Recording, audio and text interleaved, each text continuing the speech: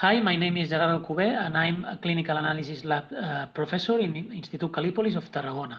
Last June, I had the opportunity to join an Erasmus Plus program for professors, and I visited Helsinki Institute of Life Science, which is a research center linked to University of Helsinki.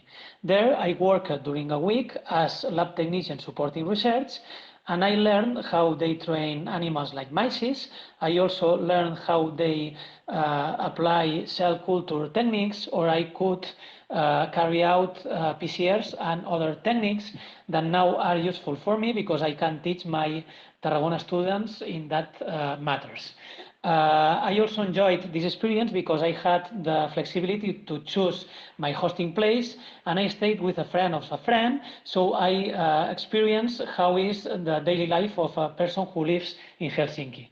I had the chance to visit lots of beautiful places of the country, of the city, so I strongly recommend this experience to all my colleagues, professors of the whole Europe.